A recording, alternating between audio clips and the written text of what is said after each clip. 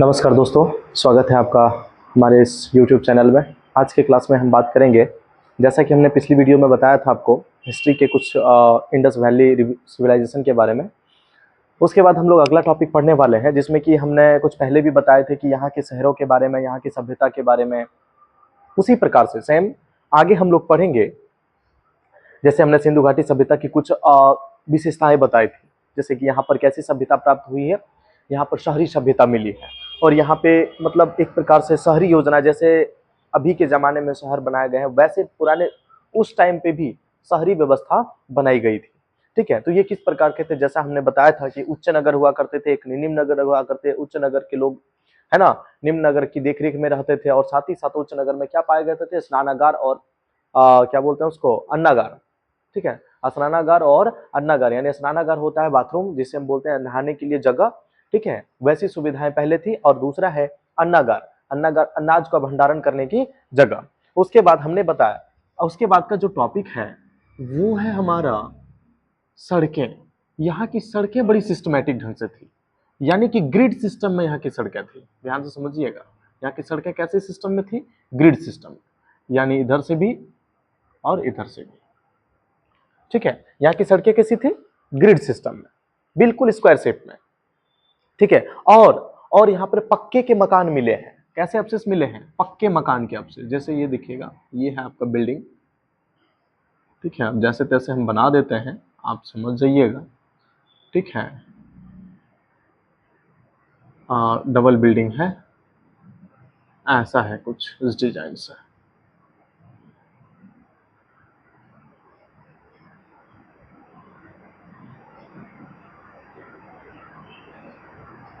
ठीक है, ये पक्के मकान थे। क्या थे, पक्के मकान। और ग्रिड सिस्टम में ये जो सड़कें थी, ये सड़क है, सड़कें ये कौन सी पद्धति में है, ग्रिड सिस्टम में है। कौन सा सिस्टम है, ग्रिड सिस्टम में सड़कें बनाई गई। अभी के तो सड़क आप जान ही रहे, टर्निंग में होता है, राउंड शेप में होता है, लेकिन पहले की जो सड़कें हुआ करती थी, हर एक सड़क कैसी थी, एक ग्रिड सिस्टम में थी। ठीक है, इसके बाद हम लोग पढ़ेंगे इसके आगे इसके प्रमुख स्थल के बारे में। यहाँ पे प्रमुख स्थल, यानी सिंधु सभ्यता के जो मुख्य मुख्य स्थल थे, वो कौन कौन से स्थल हैं, उनके बारे में हम लोग पढ़ेंगे, प्रमुख स्थल। ठीक है, तो प्रमुख स्थल में जो पहला स्थल आता है वो है हमारा हड़प्पा। वो क्या है, हड़प्पा। ध्यान से समझेंगे, पहला स्थल हमारा कौन सा है, हड़प्पा। पहला स्थल कौन सा है, हड़प्पा। तो ध्यान से समझेंगे कि ये हड़प्पा कहाँ पे है। तो हमने पहले भी बताया है, कौन से एरिया में है, पाकिस्तान में। ये हड़प्पा कहाँ है, पाकिस्तान में। ये कहाँ है, रावी नदी के किनारे। पाकिस्तान में कहाँ, रावी नदी के किनारे। यह सभ्यता कहाँ पाई गई है, रावी नदी के किनारे। आप बताएंगे कि आप हड़प्पा सभ्यता की खोज करने के लिए जिस व्यक्ति को भेजा गया था, हमने याद कीजिए पिछली वीडियो में उसका नाम बताए हुए थे, तो आप कमेंट में उसका नाम जरूर बताएंगे। ठीक है, तो हमने रावी नदी के किनारे हड़प्पा सभ्यता की खोज की गई थी उस समय, है ना। तो ये कौन सी नदी के किनारे, रावी नदी के किनारे है। उसके बाद इस स्थल के बारे में, इसे ही सिंधु घाटी सभ्यता का पहला स्थल, ठीक है, सिंधु घाटी सभ्यता का पहला स्थल माना जाता है। ठीक है, और इसे राजधानी स्थल भी कहा जाता है। क्या कहा जाता है, सिंधु घाटी सभ्यता का, इस सभ्यता का राजधानी स्थल, इस सभ्यता का राजधानी स्थल। यह क्या है, इस सभ्यता का राजधानी स्थल इसे कहा जाता है। इस सभ्यता का राजधानी स्थल माना जाता है। कोई दिक्कत। और यहां पे मिले हैं कब्रिस्तान। कौन सी सभ्यता में, हड़प्पा सभ्यता में, यानी हड़प्पा स्थल में, प्रमुख स्थल में पहला स्थल क्या था, हड़प्पा। यहां पर क्या मिला है, यहां कब्रिस्तान मिला है। क्या मिला है, कब्रिस्तान। इस कब्रिस्तान का नाम है R37। क्या नाम है, R37। कब्रिस्तान का क्या नाम है, R37।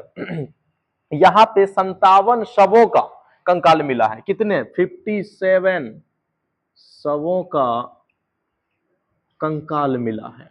क्या मिला है, 57 शवों का, शवों मतलब लाश, है ना, उसके कंकाल मिले हैं साक्ष्य प्रमाण के तौर पर कब्रिस्तान में। तो पता लगाया गया कि भाई इतनी लाशें हैं तो जरूर यहाँ पर क्या होंगी, कब्रिस्तान होंगी। कोई दिक्कत। उसके बाद यहाँ पे पीतल के इक्का गाड़ी का प्रमाण मिला है। क्या प्रमाण मिला है, पीतल का इक्का गाड़ी, इक्का गाड़ी, पीतल के एक्का गाड़ी का प्रमाण मिला है। ठीक है, उसके बाद ये कौन सी सभ्यता में पीतल का एक्का गाड़ी का प्रमाण कहाँ मिला है? सिंधु सभ्यता में। इसी को तो हम बोलते थे हड़प्पा सभ्यता और सिंधु सभ्यता। सिंधु सभ्यता में ऐसे गाड़ी का प्रमाण मिला है। क्या मिला है? प्रमाण मिला है। कोई दिक्कत? आपको जहां भी डाउट लगे आप कमेंट सेक्शन में आप उनसे पूछ सकते हैं। ठीक है,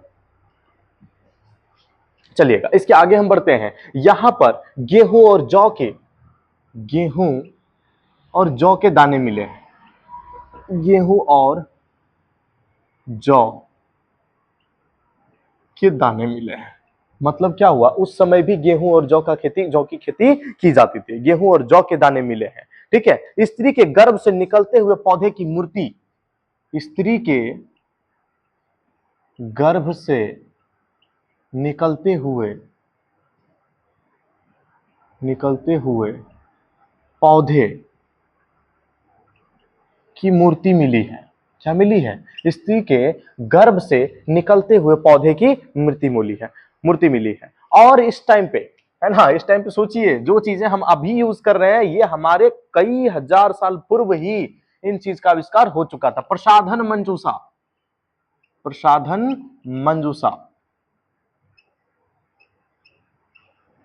ठीक है, प्रसाधन मंजूषा, इसी को हम बोलते हैं मेकअप किट।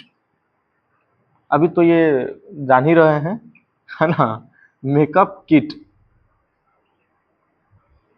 ठीक है, उस समय भी मेकअप किट हुआ करते थे।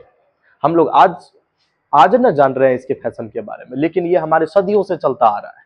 ठीक है, तो ये मेकअप किट की खोज कब हुई थी? तो हमारे सिंधु सभ्यता काल में ही हुई थी। ठीक है, इसके बाद अब दूसरे स्थल की बारी आती है। पहला स्थल तो हमने हड़प्पा जाना, दूसरा जो स्थल है वो है मोहनजोदड़ो। क्या है? मोहनजोदड़ो। क्या है? मोहनजोदड़ो, जिसे हम बोलते हैं मृतकों का टीला। मृतकों का टीला। ठीक है, मोहनजोदड़ो। ठीक है, क्या है? मोहनजोदड़ो, इसे ही बोला जाता है मृतकों का टीला, यानी माउंट ऑफ डेथ। ठीक है, ये कौन सी नदी के किनारे है? यह सिंधु नदी के किनारे है। कौन सी नदी के किनारे है?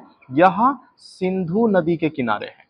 सिंधु नदी के किनारे। अब कहेंगे ये कहां पर है? तो ये भी हमारा कहां है? ये भी कहां है? ये भी कहां है? पाकिस्तान में है। कहां है भाई? पाकिस्तान में है। ये भी हमारा कहां है? पाकिस्तान में है। ठीक है, इसे भी राजधानी स्थल माना जाता है। इसे भी क्या माना जाता है? इसे राजधानी स्थल माना जाता है। किसे? मोहनजोदड़ो को राजधानी स्थल माना जाता है।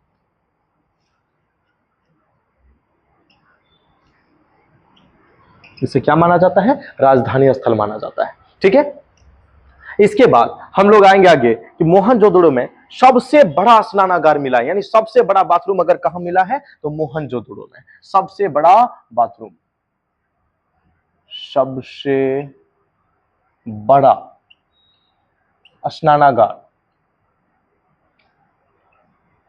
मिला है। कहां पे भाई? मोहनजोदड़ो में। मोहनजोदड़ो में क्या मिला है? सबसे बड़ा स्नानागार और सबसे बड़ा अन्नागार। सबसे बड़ा अन्नागार मिला है। क्या मिला है? सबसे बड़ा अन्नागार। मतलब क्या हुआ कि सबसे बड़ा जगह जहां पे अनाज को एकत्रित किया जा सकता है। ठीक है, इसमें एक और चीज मिला है, दाढ़ी वाले पुजारी की मूर्ति।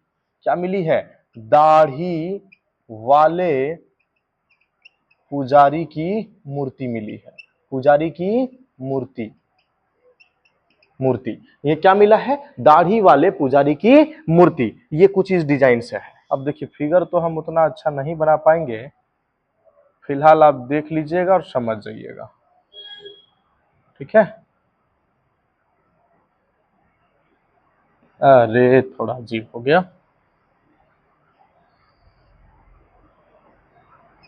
ये हुए हमारे दाढ़ी वाले बाबा। ठीक है, ये कुछ डिजाइन ऐसा है।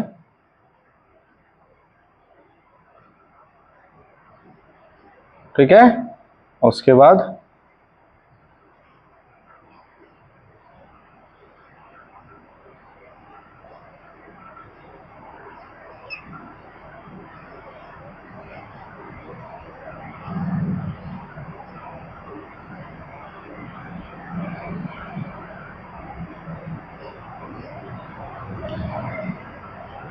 इसकी जो दाढ़ियां है भाई, ये समझ जाइएगा।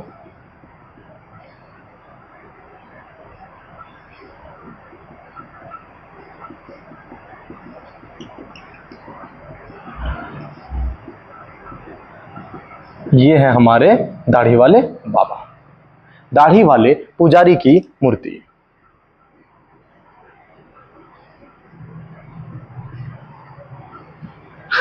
ये थोड़ा अजीब डिजाइन का फिगर बन गया, समझ जाइएगा।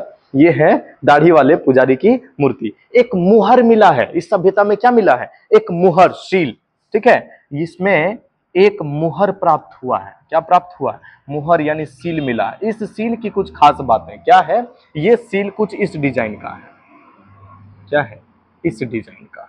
इसके चारों कोनों पर, ठीक है, इसके चारों कोनों पर जानवरों के फोटोज बने हुए हैं। अब कहेंगे कौन से जानवर, है ना? तो एक कोने पर हाथी, इस कोने पर क्या है? एक कोने पर हाथी, यहां पर है भैंसा, यहां पर है हाथी और इधर क्या है? भैंसा। उसके बाद एक तरफ है बाघ, नीचे यहां पर क्या है? बाघ। और यहां पर है गेंडा। ठीक है, यहां पर क्या है? गेंडा। ठीक है, उसके बाद बीच में एक फोटो है जिसकी नाम है हिरन। नीचे नीचे बीच में यहां पे हिरन की मूर्ति है और यहां पर एक देवता है, ऐसे करके। आप समझ जाइएगा, ये कुछ अजीब डिजाइन का देवता जी बन गए हैं। ठीक है, अब ये है कुछ इस प्रकार के। ठीक है, इसके तीन सिंह हैं, जिसको हम बोलते हैं तीन सिंह वाले देवता, है ना? क्या है? तीन सिंह वाले। बीच में कैसी मूर्ति होती थी? तीन सिंह वाले देवता की मूर्ति होती थी। कैसी मूर्ति? तीन सिंह वाले देवता। और इसी तीन सिंह वाले देवता को बोला जाता था पशुपतिनाथ। तीन सिंह वाले देवता,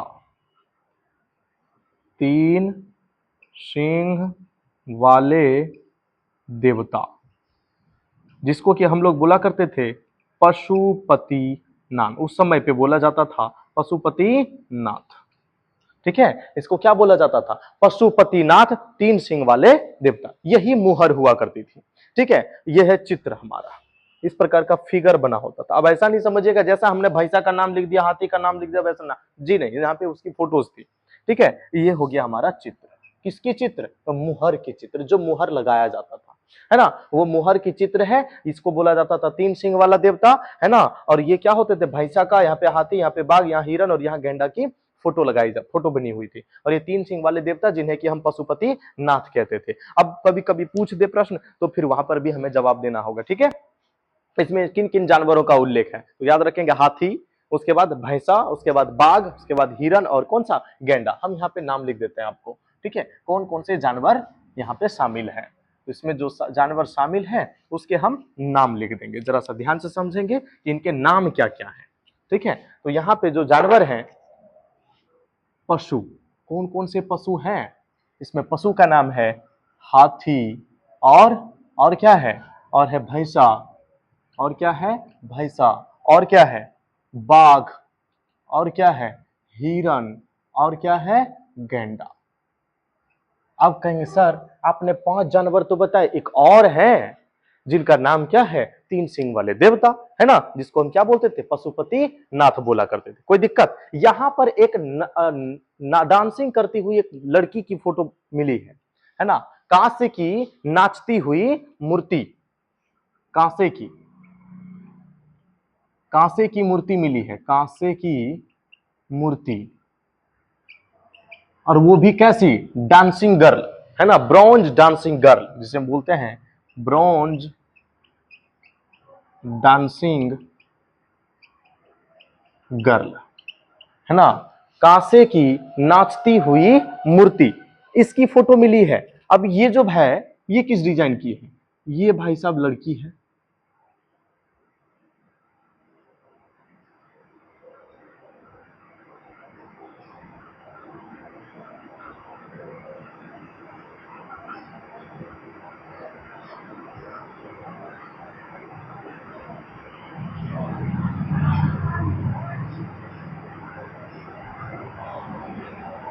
आप समझ जाइएगा, ये लड़की है,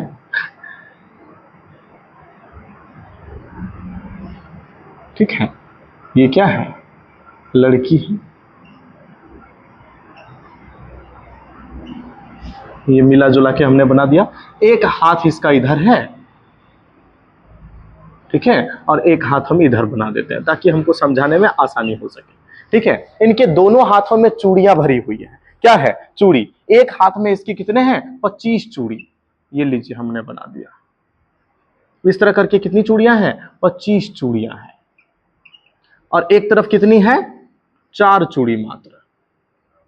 कितनी चूड़ियां हैं, 4 चूड़ियां, 4 चूड़ियां।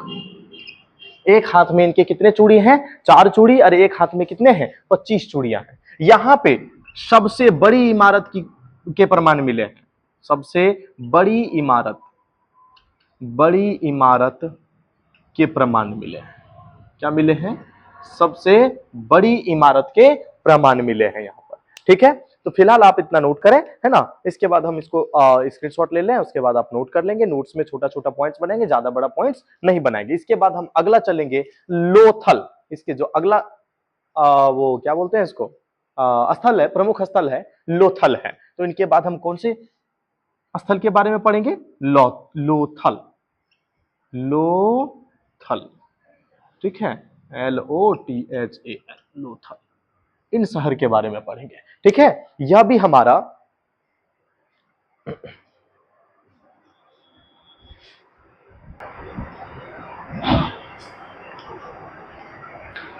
इसके बाद आता है हमारा अगला लोथल।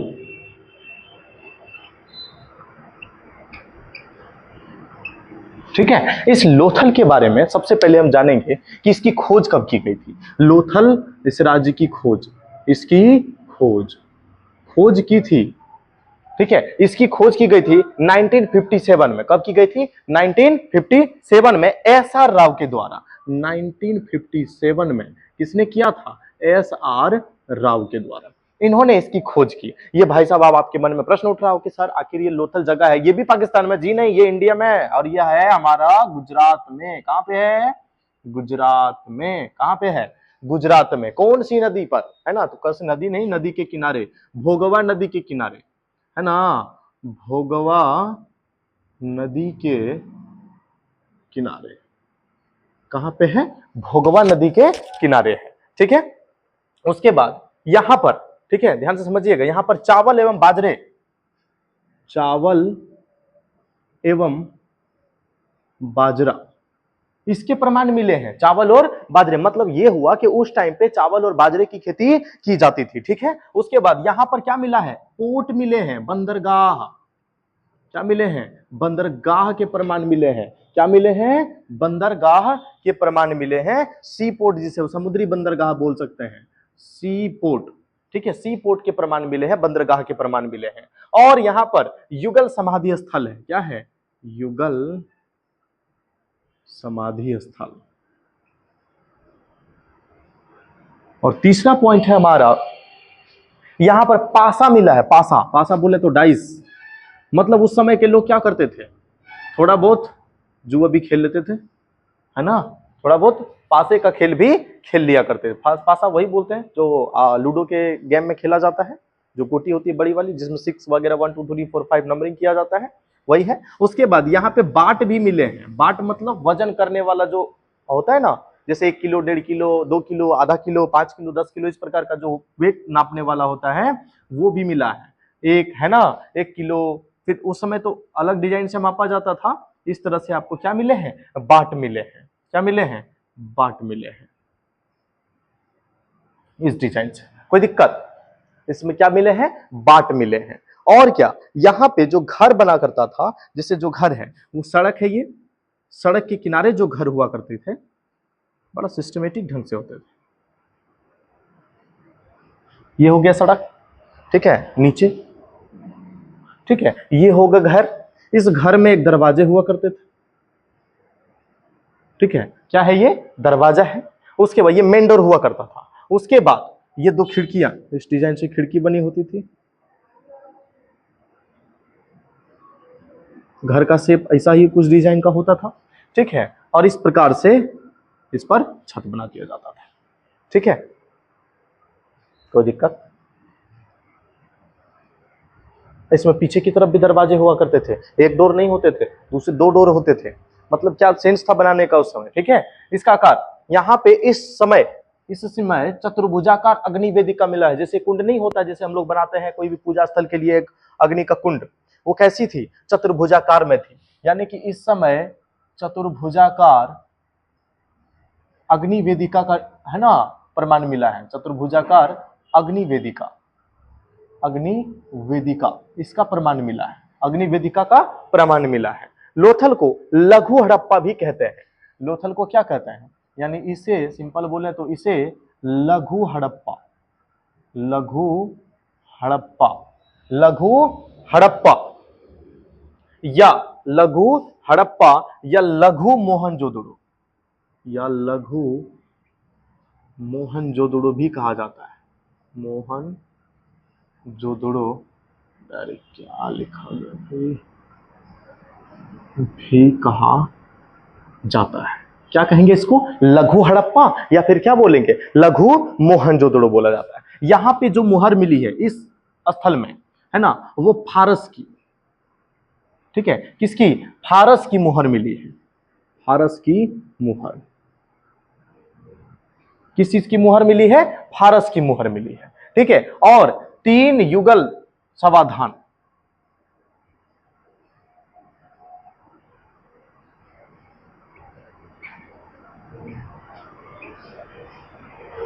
और यहां पर अग्निकुंड का साक्ष्य मिला है। क्या मिला है? अग्निकुंड का साक्ष्य, अग्निकुंड का प्रमाण मिला है।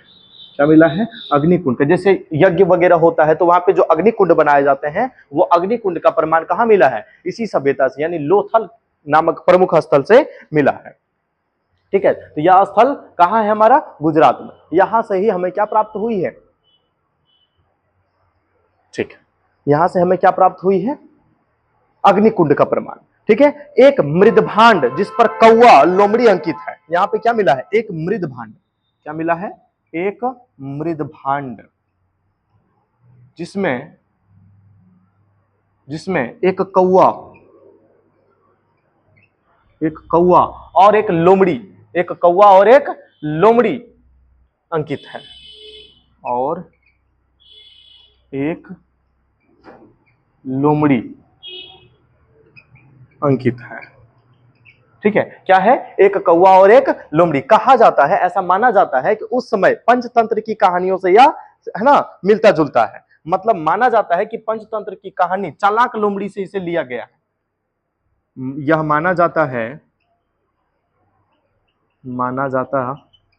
कि यह पंचतंत्र की कहानी